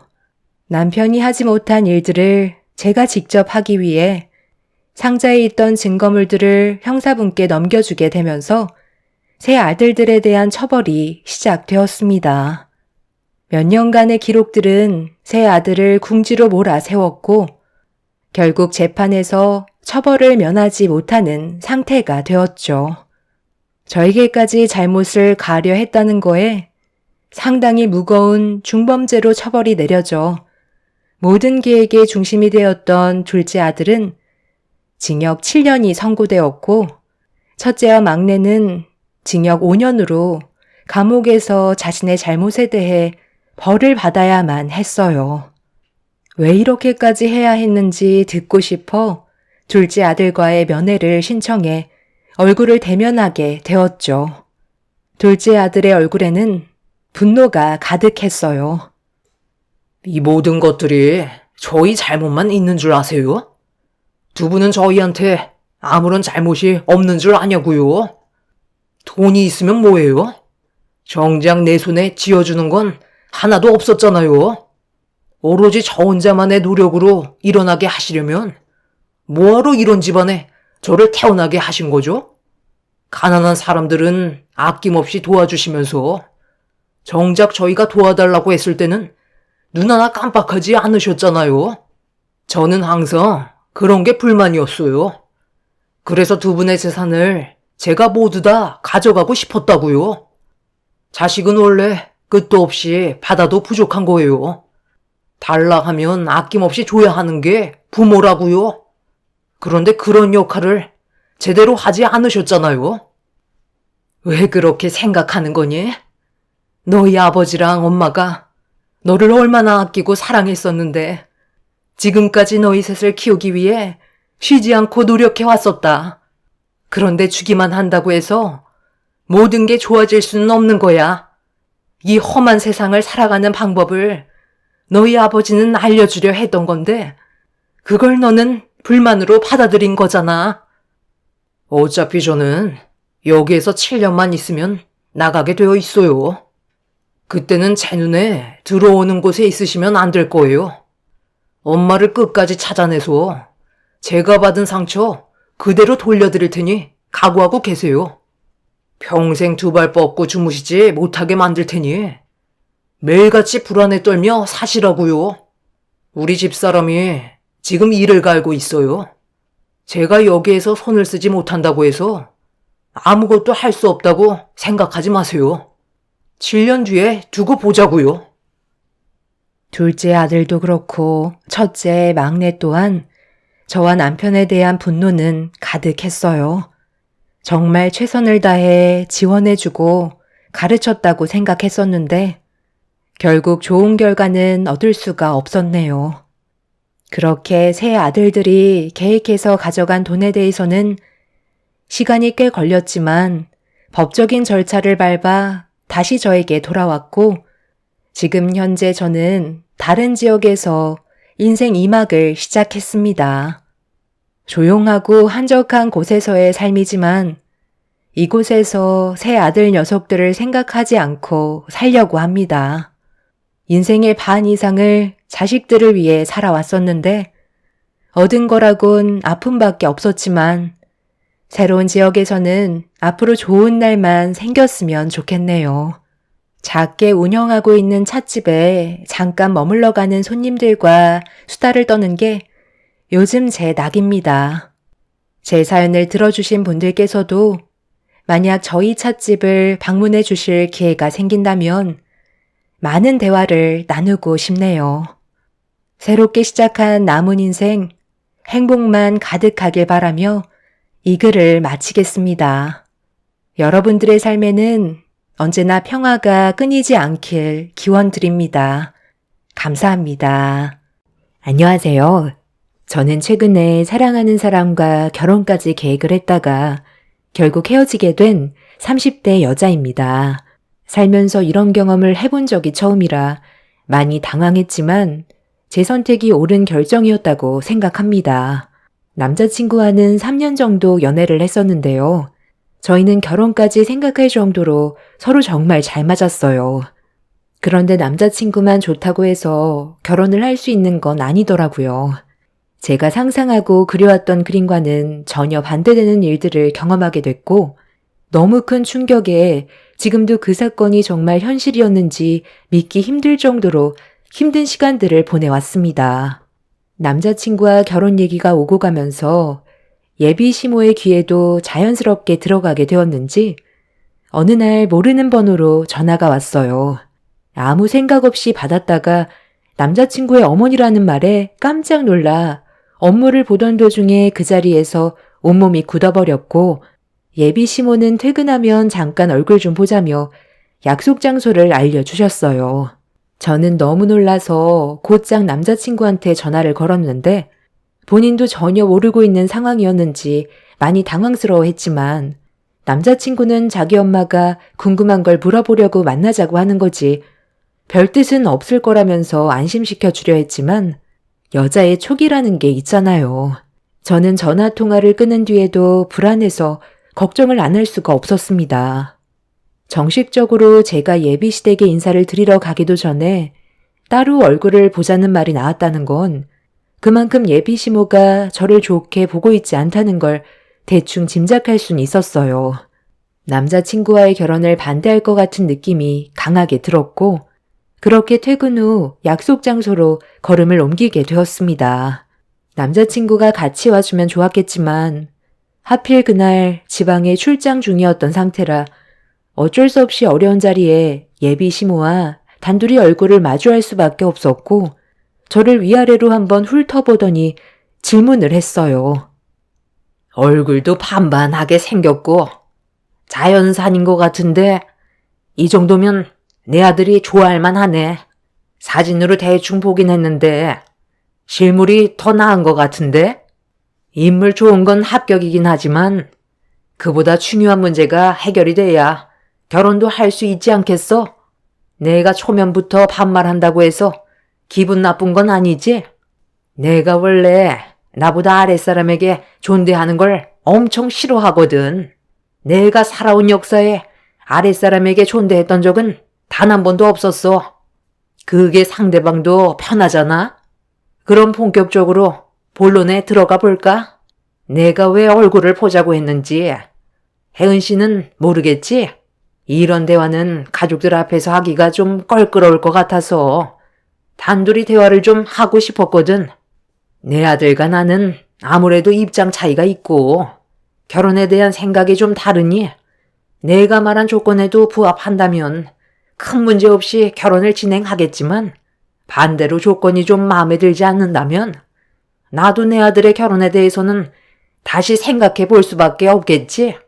그러니 지금부터 내가 하는 말에 신중히 대답을 해야 될 거야. 우리 집안에 정식적으로 인사를 오기 전에 일단 먼저 혜은 씨 집안의 재력이 어느 정도 되는지부터 파악하고 싶은데? 제 얼굴을 보자마자 반말부터 시작해서 저희 집안의 재력이 어떤지부터 얘기하는 예비 시모의 행동에 당황스러웠던 저는 시모와 얼굴을 마주보고 있던 자리가 상당히 불편하게 다가왔어요. 처음 보는 자리에서 저에게 예상치 못한 질문을 던진 걸 보면 시모의 성격이 만만치 않아 보였는데 저도 할 말은 해야 될 것 같아 일단 시모의 질문에 솔직하게 대답을 했어요. 저희 집안의 재력이 그렇게 좋은 것도 아니고 일반 회사에서 근무를 하고 있는 제가 시모가 말한 조건들을 전부 다 맞춰줄 수는 없을 것 같다고 했어요. 남자친구의 말을 들어보면 시댁 집안도 그렇게 잘난 것도 아닌데 왜 그런 걸 물어보는지 이해할 수 없었습니다. 예비 시모가 생각하는 기준에 못 미치면 결혼을 반대할 것 같은 눈빛이었고 저희 집안에 대해 설명을 하자 아무 말 없이 듣고 있던 예비 시모는 제 말이 끝남과 동시에 남자친구와의 결혼은 힘들 것 같다는 말을 먼저 꺼냈어요. 그리고 본인이 원하는 조건에 예단 품목 리스트를 저에게 보여줬어요. 그 정도도 못 해주면 이 결혼 힘들지 않겠니? 결혼이라는 게 둘만 좋아서 되는 문제도 아니고 가족 모두의 의견이 일치해야 결혼이 성사되는 건데 내가 생각하는 조건을 들어줄 수 없다면 아무래도 힘들 것 같다. 내 아들이 좋은 집안과 결혼하는 걸 원하지. 뭣도 없는 집안에 보내고 싶은 마음은 조금도 없다. 그래도 이건 너무 억지 같은데요. 예단 목록이 전부 명품으로만 되어 있는데 이걸 다 준비하지 않으면 결혼을 할 수 없다는 게 말이 좀 안 되는 것 같아서요. 이 정도 예단 목록이면 나는 양호하다고 생각했는데 혜은 씨가 다른 집안 결혼하는 거 안 봐서 그래. 예단 품목으로 3천만 원짜리 에르메스 가방 정도면 별거 아니라니까. 그리고 어차피 가구들도 이왕 드리는 거 처음부터 좋은 걸로 맞추면 좋잖아. 원래 한국 문화가 다 그래. 결혼하기 위해서는 그 집안의 조건에 맞춰줘야 되는 게 당연한 거라고. 이 정도 맞춰주는 게 어려울 것 같다면 결혼은 없던 걸로 해야지. 그럼 할 말 끝난 거지? 남의 집안 자식 데려가는 게 어디 쉬울 줄 알았니? 예비 시모가 내민 예단 품목을 보고 있는데 저희 집안 기준에선 힘들 것 같다는 말을 꺼내자 시모는 더 이상 볼 필요도 없다고 생각했는지 먼저 자리에서 일어났어요. 아무리 생각해봐도 너무 억지인 것 같아 저는 자리에서 일어난 시모를 붙잡지도 않았습니다. 남자친구와의 결혼도 중요하지만 제가 생각했던 거와 다르게 예비 시모의 모습은 너무 실망스러웠어요. 그래서 결혼에 대해 다시 생각해 보는 게 좋을 것 같아 그 자리에서 남자친구한테 전화를 걸었습니다. 나야, 출장 끝나려면 아직 멀었지? 아무리 생각해봐도 이건 아닌 것 같아서 방금 내가 찍어서 보내준 사진 한번 확인해봐. 그게 뭔지 알겠지? 우리가 결혼하기 위해서 영호 씨 집안에 들어가야 될 예단 품목이야. 영호 씨는 그걸 보고 무슨 생각이 들어? 예단 품목 비용만 1억이 훌쩍 넘어가는데 내가 이걸 맞춰줘야 돼? 명품 가방에 명품 시계, 가구들까지 전부 다 명품들이네? 아, 오늘 우리 엄마가 얼굴 보자고 했던 게 예단 품목 보여주려고 했던 거였어?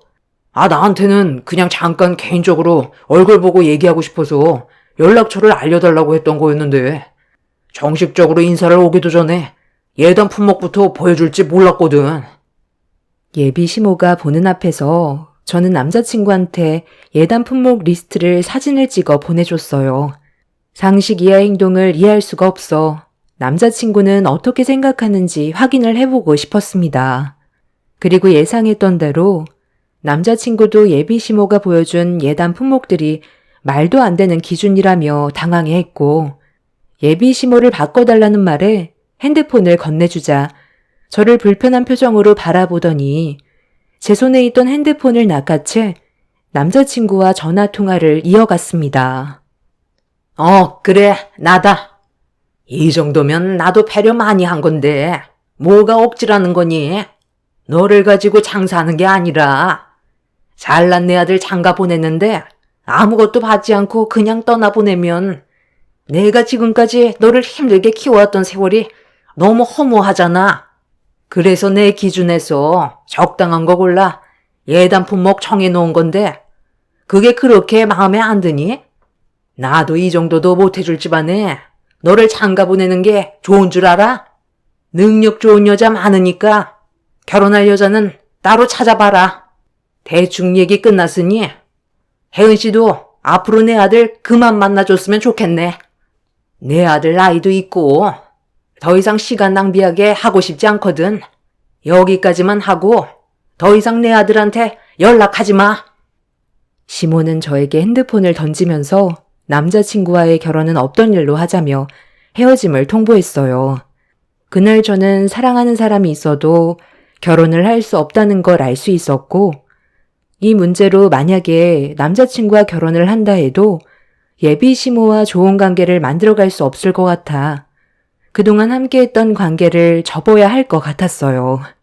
그렇게 먼저 카페에서 나간 예비 시모의 뒷모습을 바라보면서 한참 동안 자리에 앉아 있었는데 테이블 위에 올려져 있는 예단 품목 용지를 들어 다시 읽어 내려가 봤지만 몇 번을 다시 봐도 예비 시모의 생각을 이해할 수가 없었습니다.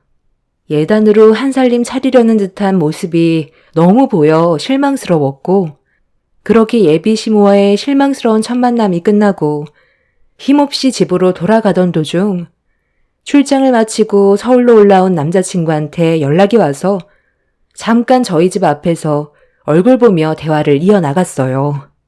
그날 예비 시모가 헤어지라는 말까지 나왔었다며 남자친구가 말했던 예비 시모의 모습과는 전혀 달라서 실망을 많이 했다고 서운했던 점들에 대해 솔직하게 얘기했어요.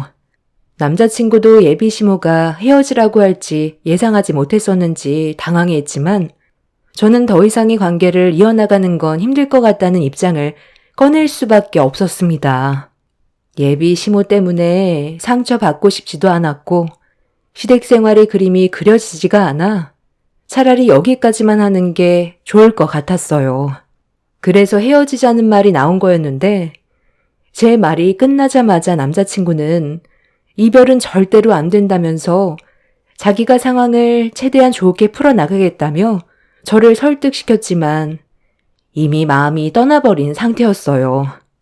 그렇게 남자친구와 한참 동안 대화를 주고받은 뒤 각자 집으로 돌아갔는데 몇 시간 뒤 제 핸드폰에 모르는 번호로 또 전화가 왔어요.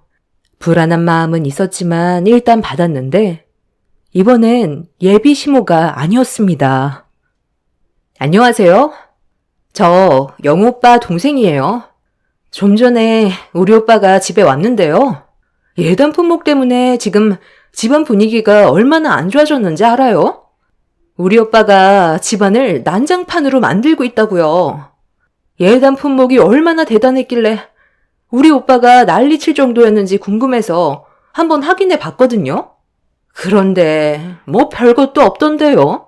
이 정도는 다른 집안에서도 기본적으로 하는 걸로 알고 있는데 얼마 되지도 않는 예단 때문에 상황을 이렇게 만들어야 되겠어요? 우리 오빠를 진심으로 사랑한다면서 고작 몇 분 때문에 서로 얼굴을 붉혀야 되겠냐고요. 이거 어떻게 수습할 거예요? 우리 오빠 눈 돌아가서 난리도 아니라고요. 우리 엄마가 예단 품목 건네줬으면 일단 생각해 보겠다고 하던가 아니면 우리 오빠를 사랑해서 결혼할 생각을 가지고 있었으면 충분히 해줄 법한데 그게 그렇게 어려웠어요? 지금 다짜고짜 전화해서 예의 없이 이게 무슨 말이에요?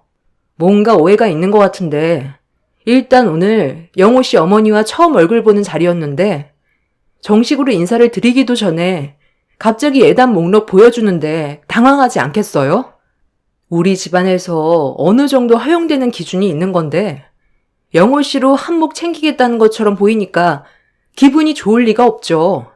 그리고 예단 품목이 전부 다 명품들로만 되어 있잖아요.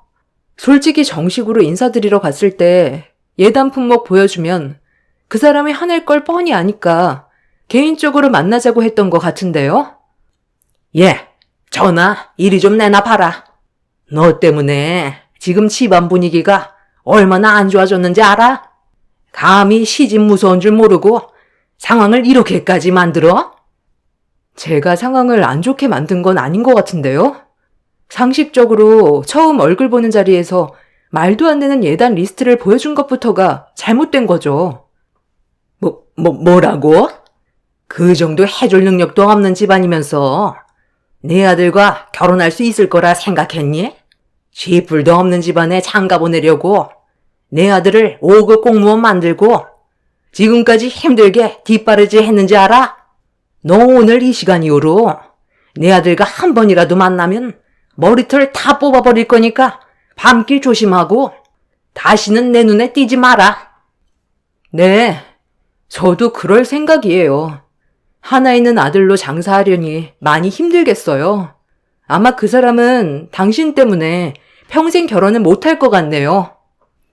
결혼 전부터 저를 쥐잡듯 잡으려는 두 모녀의 행동에 질려버린 저는 더 이상의 대화를 이어나가고 싶지 않아 그냥 전화를 끊어버렸어요. 결국 남자친구와는 결혼 자체를 기대할 수 없었고 그렇게 저희 관계는 끝이 난 줄 알았는데 며칠 뒤 남자친구가 회사 앞에까지 찾아와 저를 기다리고 있는 모습을 보게 됐어요. 얼굴 마주쳐봤자 좋을 게 없을 것 같아 일부러 피하려 했는데 저를 발견한 남자친구가 쫓아와 할 말이 있다며 붙잡았습니다. 별로 대화하고 싶지 않았지만 끝맺음은 확실하게 하는 게 좋을 것 같아 그 자리에서 헤어지자고 했는데 제 말을 받아들이지 않았어요. 어차피 현실적으로 이미 인사도 드리기 전에 모든 상황이 안 좋게 흘러가 버렸기 때문에 좋아질 수 없는 걸 남자친구도 알면서 억지를 부리는 것 같아 강하게 제 의사를 밝혔어요. 결국 더 이상 매달려봤자 저희 관계가 좋아질 수 없다는 현실을 받아들이게 된 남자친구는 그날 이후 더 이상 저에게 찾아오지 않았습니다. 그렇게 저희 관계는 끝이 나게 되었는데 안 좋은 일들로 인해 헤어져서 그런지 시간이 지나도 마음이 안 좋더라고요. 몇 년간 함께 해왔었고 서로 좋은 감정이 남아있었던 상태에서 예비 시모의 생각 없는 행동으로 인해 헤어지게 된 거라 정상적인 생활로 돌아가기에는 시간이 좀 필요했어요. 그런데 얼마 뒤 예상치 못한 상황이 생겨버렸습니다. 여보세요? 잠깐 끊지 말고 내 말 좀 들어봐요. 지금 우리 아들이 술 먹고 옥상에서 내려오지 않고 있어. 이러다 사고라도 날 것 같아 경찰까지 불렀는데도 문을 열어주지 않아서 어떻게 하면 되냐고 물어보니까 혜은 씨랑 결혼하게 해달라길래 일단 알겠다고 했거든. 당장 우리 집으로 와서 혜은 씨가 설득 좀 해줘요. 급해서 일단 전화했어. 네? 아, 그때는 반말 하시더니 상황이 많이 안 좋아졌나 봐요. 근데 저는 지금 업무 중이라 갈 수 없을 것 같아요. 어차피 지금 상황을 수습하려고 전화한 거잖아요. 이미 저희는 확실하게 끝낸 관계인데 그 사람이 극단적인 선택을 한다고 해서 제가 가봤자 달라지는 게 뭐가 있겠어요. 힘들게 설득해서 내려와봤자 결국 또다시 헤어짐을 통보할 텐데 상황만 계속 반복되겠죠. 저는 이미 마음을 굳혔기 때문에 그곳에는 가고 싶지 않아요.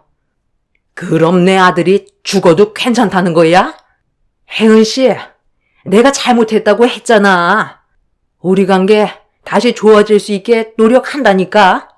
그러니까 일단 내 아들부터 옥상에서 좀 내려오게 설득해주면 안 될까? 원하는 게 내 아들과의 결혼이잖아. 그럼 그렇게 해줄게. 예단 같은 거 안 받아도 되니까 내 아들만 좀 설득해줘. 수화기에서 들려오는 사람들의 목소리는 어수선하고 상당히 심각해 보였어요. 뛰어내리면 안 된다고 주민들이 웅성거리고 있는데 예비 시모의 수화기에서 남자친구가 저를 빨리 데려오라는 목소리가 수화기를 통해 들려왔어요. 결혼을 하지 않아도 제가 사랑하는 사람이 다치는 건 보고 싶지 않아 어쩔 수 없이 예비 시댁을 찾아가게 되었네요.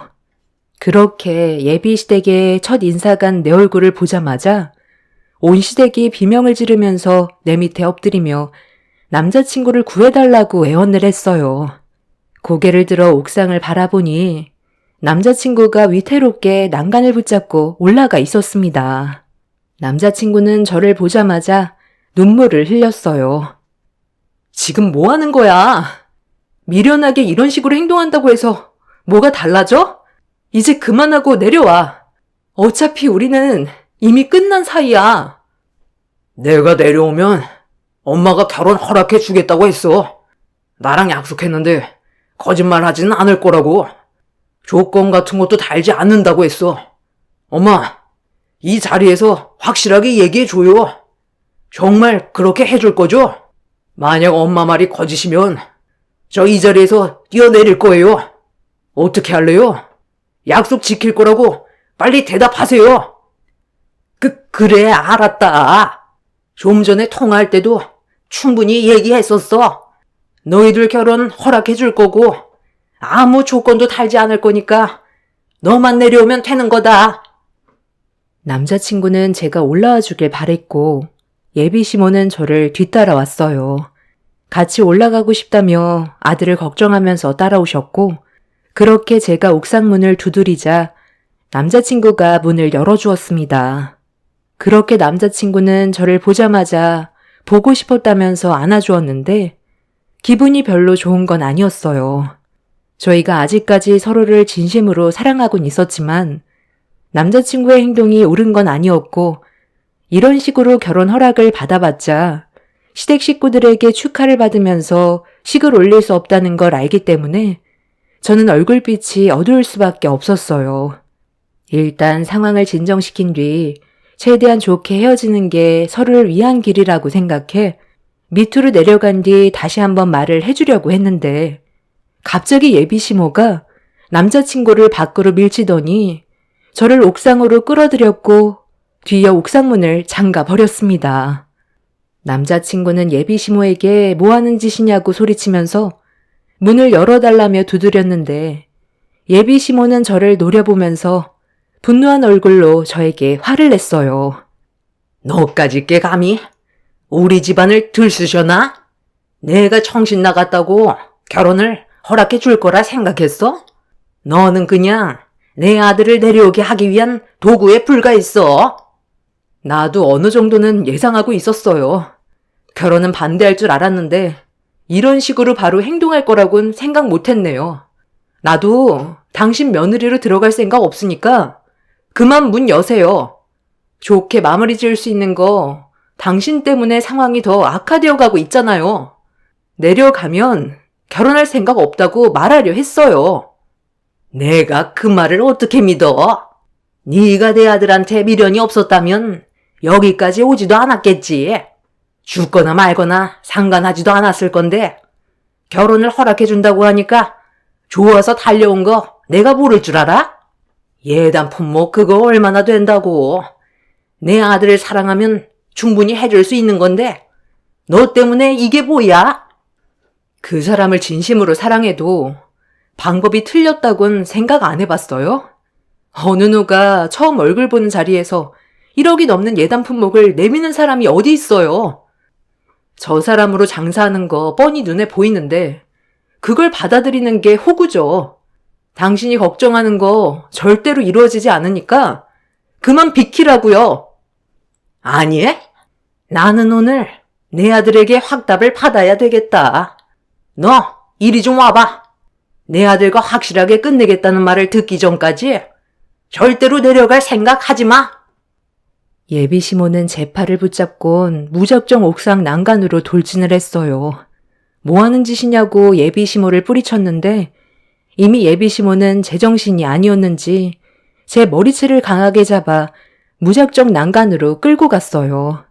힘이 어찌나 세던지 제가 발버둥을 쳐도 벗어날 수가 없었고 그렇게 눈밑이 아찔할 정도의 높이에 예비 시모와 저는 매달리게 되었고 1층으로 급하게 내려온 남자친구는 예비 시모에게 뭐 하는 짓이냐고 동네가 떠나갈 정도로 소리를 질렀습니다. 뭐 하는 짓이긴? 네가 생각 없이 행동을 해서 엄마도 똑같이 좀 해야 되겠다. 너는 엄마가 싫다는 여자랑 억지로 결혼을 하고 싶니? 내가 안 된다고 했잖아. 알았어요. 결혼 안 하면 되잖아. 그러니까 거기에서 내려와요. 이러다 정말 둘 다 큰일 나겠어. 잘못하다가 둘 다 떨어지면 어쩌려고 그래요? 그러니까 진작에 엄마 말을 들었어야지. 고집은 있는 대로 다 부리고 이제 와서 결혼을 안 하겠다고? 그 말 믿고 내려갔다가 말 바꿔서 또 쓸데없는 짓을 할까봐 아들 너를 못 믿겠다. 차라리 얘가 밑으로 떨어져서 장애인이 돼야 결혼을 하겠다는 말이 2번 다시 나오지 않겠지. 예비 시모는 이미 이성을 잃어버려 막무가내였고 1층에서 내려오라는 남자친구의 말을 아예 듣지도 않았어요. 저를 밑으로 떨어뜨릴 생각을 가지고 있는 듯 보였습니다. 예비 시모는 제가 이 세상에서 사라졌으면 좋겠다고 멱살을 잡은 손을 난간으로 계속 밀어내길래 최대한 침착하게 상황을 풀어갔어요. 남자친구와의 결혼은 하지 않을 거라며 이미 정리된 관계라고 설명을 했는데도 예비 시모는 저를 난간으로 계속해서 밀어버렸어요. 그렇게 서로 난간에 매달려 몸싸움이 벌어졌고 안간힘을 써서 예비 시모의 팔을 뿌리친 뒤 겨우 빠져나올 수가 있었는데 제가 옥상문으로 도망을 치려 하자 저를 잡겠다고 급하게 뒤쫓아오려는 예비 시모가 갑자기 비명을 지르더니 살려달라며 소리를 질렀어요. 그 목소리에 고개를 돌렸는데 예비 시모가 난간에 없길래 떨어진 줄 알고 난간 쪽으로 달려가 확인을 해봤는데 겨우 매달려 있더라고요. 일단 사람을 살리고 봐야 할 것 같아 예비 시모의 팔을 잡으려고 손을 뻗었는데 예비 시모는 저와 난간에서 몸싸움을 벌이다가 힘을 다 써버렸는지 제가 도와주기도 전에 손을 놓쳐버렸고 그대로 떨어져 버렸습니다. 밑에 구조대원분들이 사고 방지를 예방하기 위해 대형 쿠션을 설치를 해놨었는데 예비 시모는 그대로 떨어지지 않고 바로 밑에 있던 또 다른 난간에 머리를 강하게 한번 부딪힌 뒤 바닥으로 떨어졌어요. 예비 시모는 이미 의식이 없었고 저는 너무 큰 충격에 그 자리에 주저앉아 정신을 잃은 예비 시모를 멍하니 바라보고 있었습니다. 그렇게 어느 정도 숨을 고르고 정신을 차린 저는 옥상의 문을 열고 1층으로 내려가자 남자친구가 급하게 달려와 제가 어디 다친 곳은 없는지 몸을 살피면서 괜찮냐고 물어봤어요. 저는 남자친구를 보자마자 뺨을 올려쳤고 생각 없이 행동한 거에 대해 화를 냈어요. 남자친구는 자기 잘못이 아니라 본인 엄마 때문에 벌어진 일이라고 했지만 저는 남자친구도 똑같다면서 2번 다시 연락하지 말라고 그 자리를 벗어났습니다. 그리고 그날 이후 병원에 입원한 그 사람 어머니는 아직까지 의식을 찾지 못하고 있습니다. 머리를 크게 다쳤는지 식물인간 상태로 언제 깨어날지 모르는 상태가 되어 버렸다는 소식을 들을 수 있었어요. 남자친구와 결혼하겠다는 한마디 했다가 집안이 쑥대밭으로 되어버려 지금도 저에게 일어났던 모든 일들이 꿈을 꾸는 것 같은 느낌입니다. 남자친구 어머니는 본인의 욕심으로 인해 돌이킬 수 없는 결과를 가져오게 되었고, 남자친구는 생각 없이 행동해서 자기 엄마를 평생 깨어나지도 못하게 만들어 버렸네요. 이런 집안의 며느리로 들어가지 않았다는 게 다행이라고 생각되긴 하지만 그 집안의 상황을 보니 참 안타깝기만 합니다. 너무 큰 충격을 받아서 회복되는 데 시간이 걸리겠지만 인생 경험이라 생각하고 앞으로 좀 더 현명한 삶을 살아가려 합니다. 제 사연 들어주신 분들 감사합니다.